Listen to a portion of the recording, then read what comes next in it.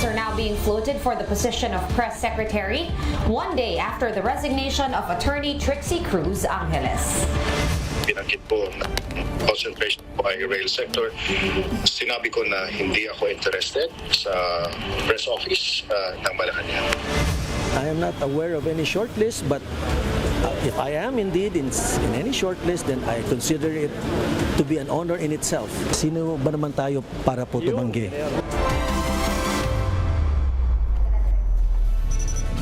From the nation's capital, all sides, all the time, I'm Robbie Alampay. And I'm Gretchen Ho. The big story tonight. The search is on for the next press secretary for the Marcos administration. At least 3 personalities are being considered for the position. Mobile journalist Julie Baiza gives us a front seat to the big story. The Marcos administration will be choosing its new press secretary from a list of former journalists and media personalities. This follows the resignation of lawyer and vlogger Trixie Cruz Angeles, citing health reasons. Among those considered for the position is Transportation Undersecretary Cesar Chavez. I was already told a few days ago, I'm being considered.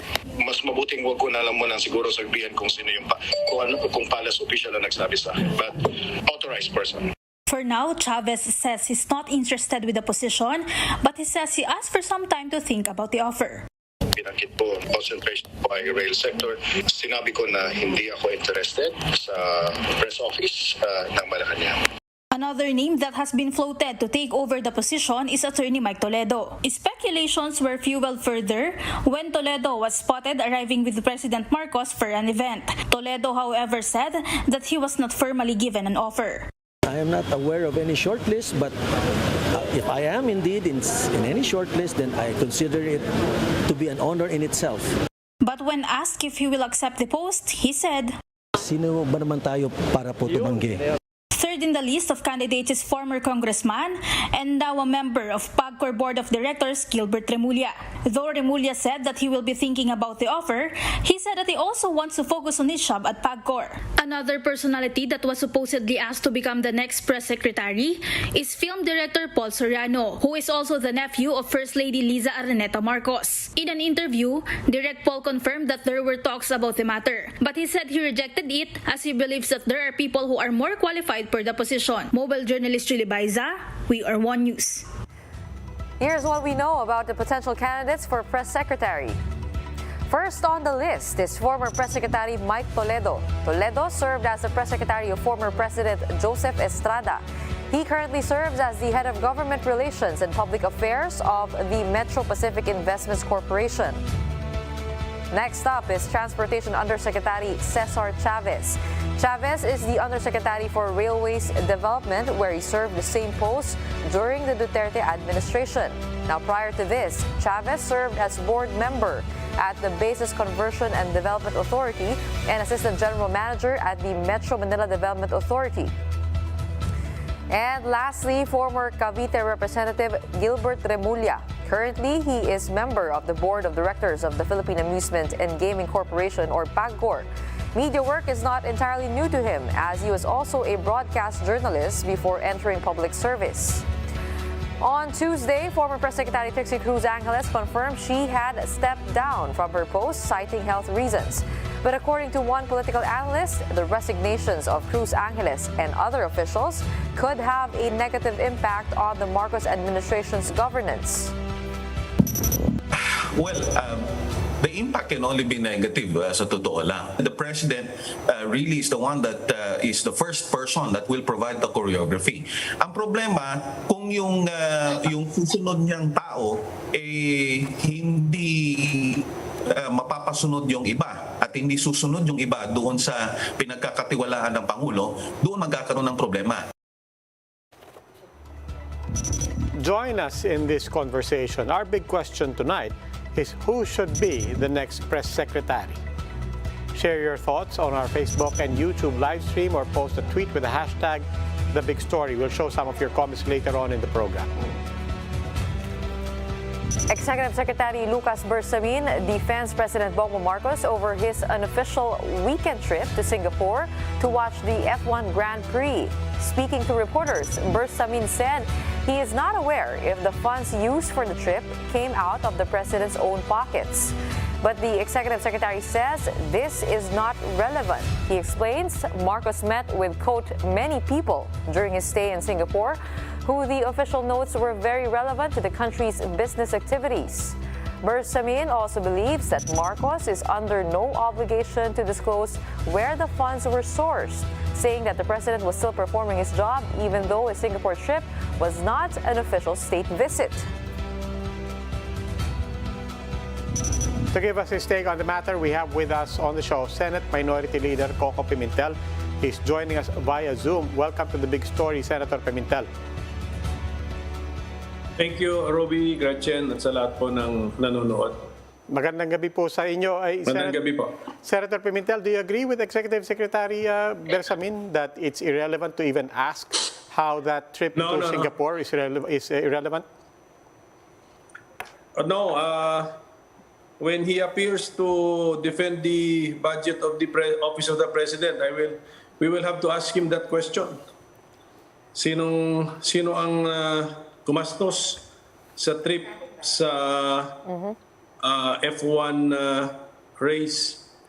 That's very important to know. We all know hindi siya state visit, hindi naman siya ganun ka-formal. But was it an official trip? Okay. So that is the question. Wag na niyang pangunahan yung why we are asking the source of funds. It is important to know. Tapos if it's personal, then there might only be one follow-up question, and if it's official, there will be many follow-up questions. Wait, para malinawan po tayo, no, Senator, pwede po ba talaga yung break, quote-unquote, over the weekend? I mean, we saw the President working Friday, working Monday, tapos lumipad lang po siya Saturday and Sunday. And if this was a personal trip, what should be the code of conduct for officials?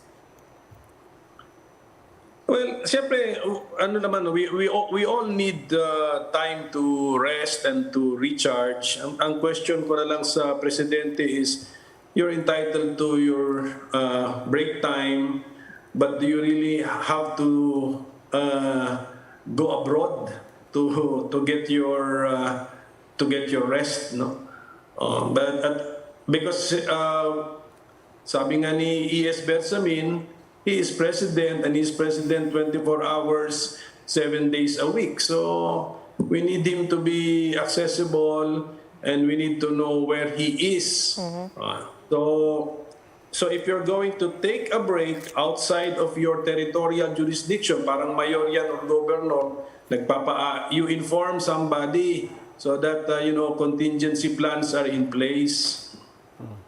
Senator Pimentel, this week, at the end of this week, the Marcos administration marks its first 100 days in office. Fair or not, this trip to Singapore, as well as the resignation of 3 officials before the first 100 days, not to mention a looming food crisis, a price crisis, high inflation, and so on, all of these serve as backdrop to assessing the first 100 days of President Marcos. What's your take on the first 100 days of this administration? Well, this is really a very difficult time to govern. The world situation is very unpredictable, if not chaotic. So, sana tayo, eyes on the ball. Let us not be distracted. Let us give our responsibilities 100% of our focus and attention. So you're entitled to a break, pero can you not do it within the country? Must you go abroad just to have a break? Yeah, just to put those two final statements of yours together. Given everything that has happened, do you believe that the President Marcos has his eyes on the ball? From the news that we get, from the reports that we get, I believe he's trying his best. Pero bawas-bawasan na lang natin itong mga kilos or activities which show or give us a hint of some insensitivity to what our people are going through right now. Mahirap ang buhay ngayon, napakahirap ng buhay ngayon. Dito na lang sa Metro Manila, ilan po yung beggars on the streets na nakikita po natin. So, yung being leaders, I think we have to feel for our people. Let us try to feel the pain that they're also feeling or they're going through, the difficulties that they're going through. Now, earlier on the show, we gave 3 names for the next spokesperson, some candidates.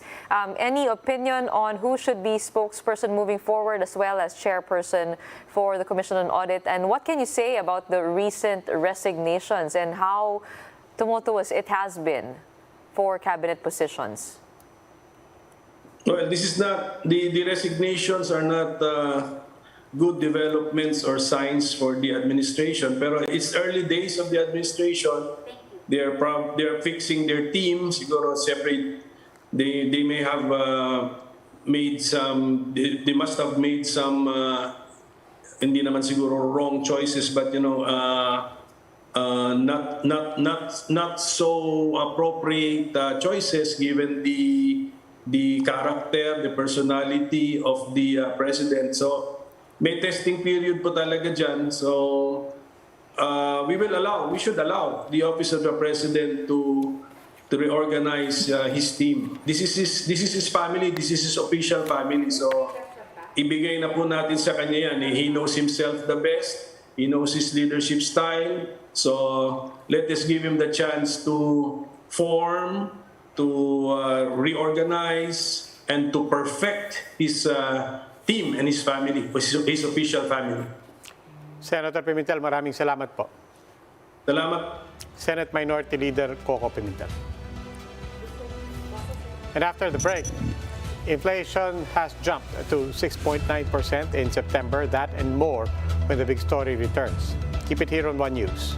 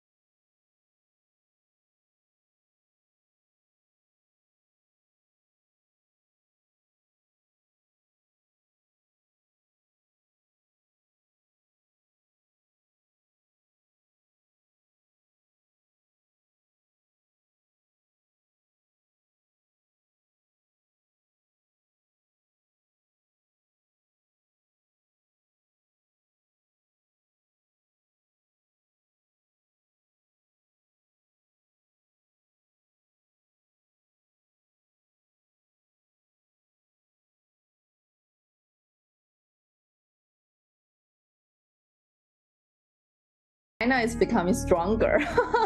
I feel I'm getting more attention in the peer group, and our living environment becomes more international and convenient. Huang Yi's former employer, New Oriental, fired 60,000 staff in the wake of Xi's crackdown on private tutoring, all in the name of common prosperity. It is their responsibility to make the decision for the business, for the industry, for the public.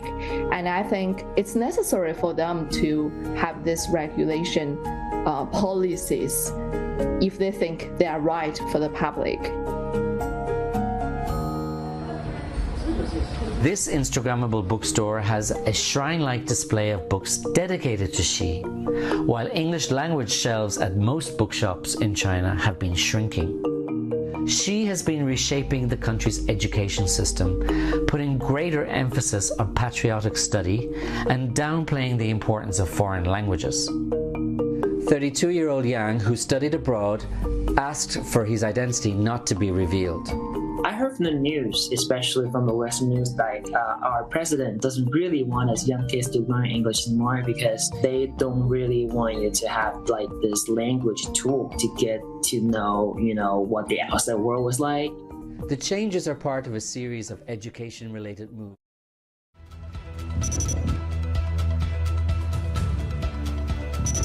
You're watching The Big Story here on One News. September inflation zoomed to 6.9% in September, up from 6.3% in August. The PSA says this is the highest recorded inflation since October 2018. Despite this, the September print falls within the Bangko Central's forecast of 6.6 to 6.4%.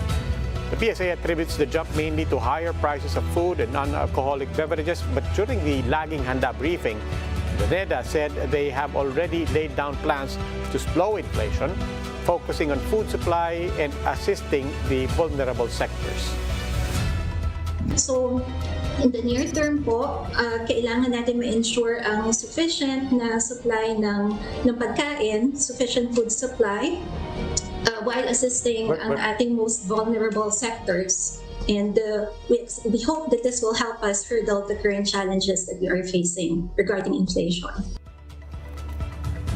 Here to discuss the 6.9% September inflation rate and what the rest of the year may look like for the Philippines, we have JC Punugbayan, Assistant Professor of the UP School of Economics. He's joining us via Zoom. Good evening and welcome to The Big Story, JC. Good evening. So, I'll just repeat the question, JC. What does the latest number say, and what do you see for the final quarter and for the rest of the year?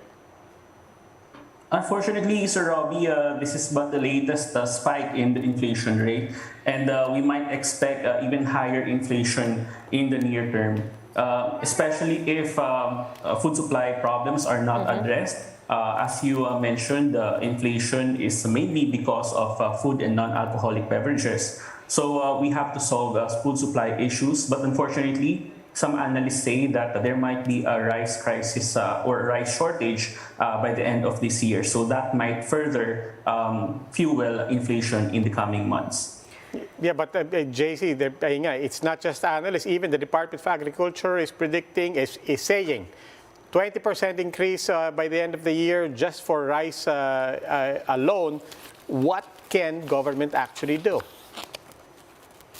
Well, this is actually part and parcel of a bigger problem in the agriculture sector. For the longest time, it has not been contributing so much to total production. And unfortunately, we can see that it's not just rice. For example, in the past couple of months, we saw shortages of sugar, as well as white onions and other basic commodities.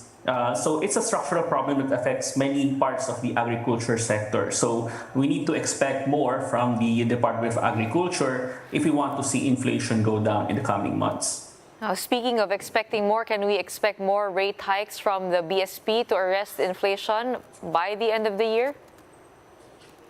There are signs, Gretchen, that inflation expectations in the U.S. may be abating, and this might somehow abate as well the rate increases that we have seen from the U.S. Fed, because you have to note that the interest rate hikes of the BSP, basically they're just following the direction of the rate hikes of the U.S. Fed. So for as long as the Fed will continue to increase its interest rates, we can expect even higher interest rates in the Philippines. And it's not just the US. Many other countries, for example, the European Central Bank has also increased its rates. In fact, some analysts say that we might be headed to a global recession because of the successive interest rate hikes of central banks globally.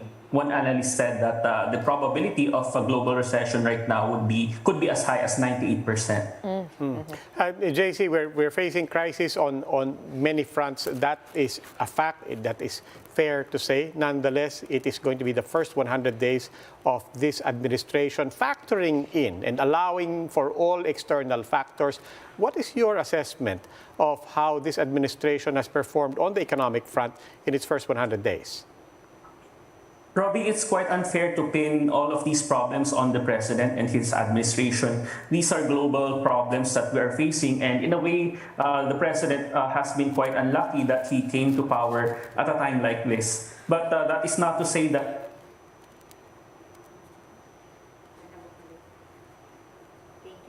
We seem to have had technical problems at a crucial time when we were going to hear from JC Punong Bayan. We apologize for that, and unfortunately, I think we don't have any time to try to catch up with JC. We'll catch him in some other show, definitely. In the meantime, maraming salamat, JC Punong Bayan.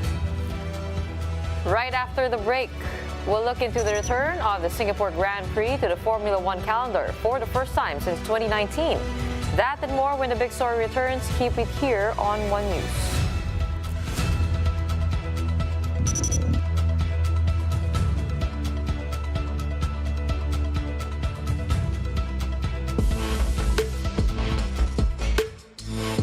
Kim Kardashian is being made an example of. Wall Street's main regulator punished the reality TV star for not being 100% clear that she was paid to promote a cryptocurrency to her Instagram followers in summer 2021. Kim will pay a fine of $1.25 million, more than 5 times what she was paid by Ethereum Max to plug EMAX tokens. She's also agreed not to promote for pay any crypto asset for the next 3 years. The Securities and Exchange Commission went big with its enforcement, announcing it first thing Monday morning before the market opened with a fancy YouTube video to go along with it. Kim's not the first celebrity to get fined for her lack of disclosure. The SEC went after boxer Floyd Mayweather and DJ Khaled in 2018. Analysts say this was SEC Commissioner Gary Gensler's way of sending a message to other influencers. You need to follow securities law and make it clear that you're getting paid to sell something. He's also giving notice to the crypto world at large. It's time to come in and register as a broker or exchange with us. And if you don't, be prepared to face enforcement. The crypto world is resisting. They argue that the old rules don't work well for something decentralized like crypto. And if anything, digital assets should be classified as commodities, which conveniently enough aren't covered by the SEC's strict investor protection rules.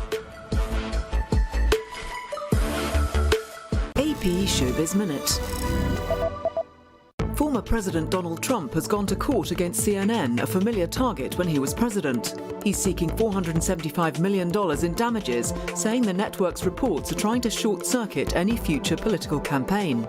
Trump's lawsuit, filed in Florida, focuses primarily on the use of the term "the big lie" about Trump's false claims of widespread fraud that he says cost him the 2020 presidential election.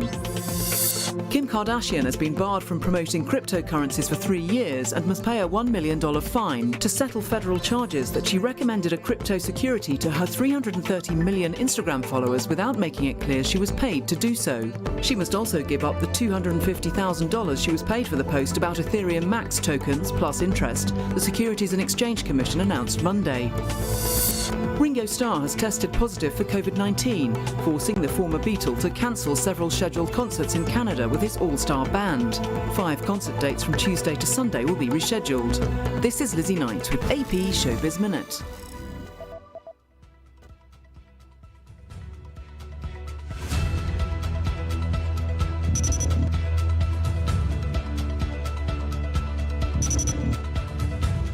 The Senate Committee on Labor, Employment and Human Resources tackled 2 measures that seek to protect freelance and informal sector workers. These are the Freelancers Protection Act and Magna Carta for workers in the informal economy. The measures seek to protect workers who are not covered by labor laws and do not receive social welfare benefits. The Freelancers Protection Act seeks to provide a written contract between the freelancer and its clients. The National Anti-Poverty Commission supports the filing of the bill. They said a mechanism should be in place to monitor the contractors who are hiring freelancers.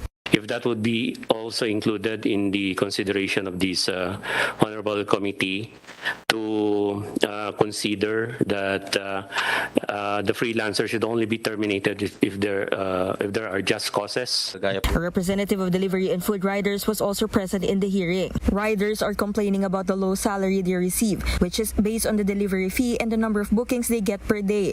May mga operational cost po dahil sa amin po ang motor, lahat po ng equipments na ginagamit po, kami po ang gumagastos. The group suggests coming up with a standard fare for all courier and food delivery riders. For News 5, Camille Samonte, we are One News. Mexico's Sergio Perez silenced his critics after coming out victorious in the Singapore Grand Prix. But Formula One is not just about the races. Let me take you through the entire exhilarating experience in this report.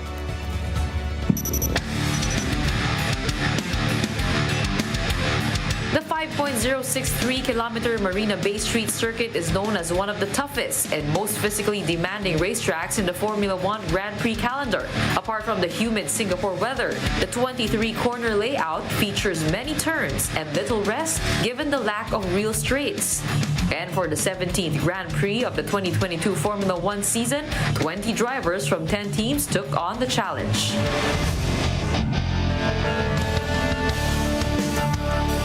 Special ang Grand Prix ngayon dito. Kita nyo naman napakaraming tao.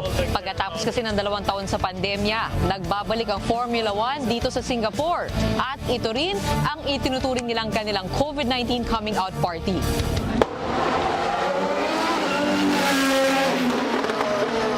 A record-breaking 302,000 people came from different parts of the world to watch the Singapore night races. Everywhere, people were seen with smiles on their faces, as Singapore only required face masks to be worn in medical centers and public transportation.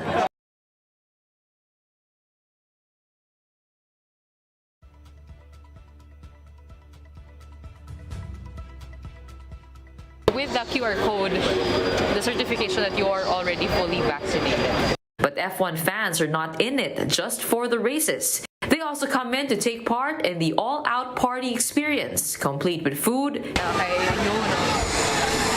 games, music, and merch. That's why many Filipinos also took the opportunity to fly to the neighboring Lion City, which is just 3 hours away. We come here every year, so it's kind of different because it's after the pandemic. It just so happened that during the pandemic, I became an obsessed fan until wives and girlfriends ng drivers. When Singapore opened and when they announced that there was going to be an F1 race, I really told my dad, "Dad, we're going. I've always been an F1 fan, and now that everything's opened up, now's my chance. All out na. Are you here with family? No, just me. Wow, yeah. Solo. According to Singapore's Ministry of Trade and Industry, the Formula 1 Grand Prix brings in about 130 million Singaporean dollars in annual incremental spending from tourists, even as hosting costs a little bit more at 135 to 140 million Singaporean dollars. They say the long-term benefits are worth it, with Singapore being able to reintroduce itself as an international hub and a prime destination in Asia for tourists, right after a pandemic-induced recession. And just like how hotel rates have skyrocketed over the weekend, Formula 1 is an expensive sport, needing drivers, pit crew, and technical staff to work like a well-oiled machine. And that's exactly what we saw at the F1 paddock area, where we were lucky enough to meet some of the F1 drivers and teams, like McLaren's Daniel Ricciardo and AlphaTauri's Pierre Gasly, who gamely granted a photo opportunity.